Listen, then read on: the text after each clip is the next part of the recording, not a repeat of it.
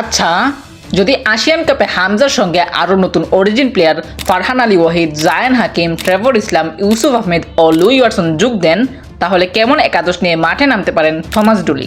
আমার মতে এই একাদশ নিয়ে আসিয়ান কাপে শুরু করা উচিত। যেহেতু থমাস ডুলির পছন্দের একাদশ 4-2-3-1, তাই আমি এই ফরমেশন দিয়েই একাদশটা সাজিয়েছি। গোলকিপার আনিসুর রহমান জিকো। এইরকম গুরুত্বপূর্ণ টুর্নামেন্টে বাংলাদেশের গোলপোস্টে প্রয়োজন অভিজ্ঞতা, বাংলাদেশের প্রয়োজন ভরসা, আর এই অভিজ্ঞ ভরসার নাম আনিসুর রহমান জিকো। এই পজিশনে জিকো ছাড়া আর কোনো দ্বিতীয় কাউকে আমি অন্তত দেখতে চাই না। Right back Saaduddin. হ্যাঁ, আমি জানি আপনি আমার সাথে এই পজিশনে একমত হতে পারবেন না, তবে সাম্প্রতিক সময়ের সাদউদ্দিনের পারফরমেন্স খারাপ ছিল বলা যাবে না। শেষ কয়েকটি ম্যাচে সাদউদ্দিন তার দায়িত্বটা ঠিকভাবেই সামলেছেন, তো আমার মতে সাদউদ্দিনই প্রথম অপশন এই পজিশনে। দুই centre back Topu Barman and Tariq Kazi. সর্বশেষ সান মারিনো ম্যাচে তপুর জোড়া গোলের স্মৃতি এখনও তাজা রয়েছে। তপু আর তারিক কাজীর কম্বিনেশন এই আসিয়ান কাপে বাংলাদেশের জন্য ভাইটাল হতে পারে। Left back Zayan Ahmed. Left ব্যাকে জায়ান আহমেদ মানে দলের জন্য আরও একটা এক্সট্রা অ্যাটাকার। আমি ফারহান আলী ওয়াহিদের সঙ্গে জায়ান আহমেদের বাম পাশের কেমিস্ট্রি দেখার জন্য অধীর আগ্রহে আছি। দুই সেন্ট্রাল মিডফিল্ডার হামজা চৌধুরী এবং সমিত সোম।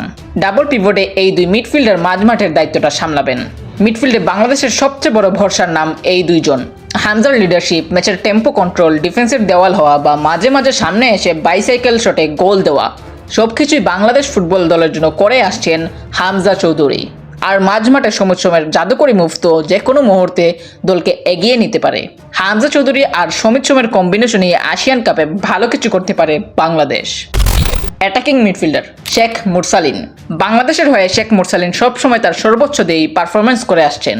এই আসিয়ান কাপ শুধু বাংলাদেশ ফুটবল দলের জন্য নয়, শেখ মুরসালিনের জন্য গুরুত্বপূর্ণ টুর্নামেন্ট। কারণ তার পজিশনে খেলার মতো origin footballer Louis Watson, Yousuf আহমেদরাও আসছেন জাতীয় দলে। স্কোয়াডের মধ্যে এই সুস্থ প্রতিযোগিতার কারণে দিন দিন শক্তিশালী হচ্ছে বাংলাদেশ ফুটবল। লেফট মিডফিল্ডার অথবা লেফট উইঙ্গার ফারহান আলী ওয়াহিদ। এই ফারহান আলী ওয়াহিদ কোনো সন্দেহ ছাড়াই বাংলাদেশ দলের অন্যতম সদস্য হতে যাচ্ছেন। আমি ফুলহাম অনূর্ধ্ব-21 দলের হয়ে তার অনেকগুলো ম্যাচ দেখেছি এবং আমি নিঃসন্দেহে বলতে পারি ফারহান আলী ওয়াহিদ বাংলাদেশ ফুটবলের একজন রত্ন।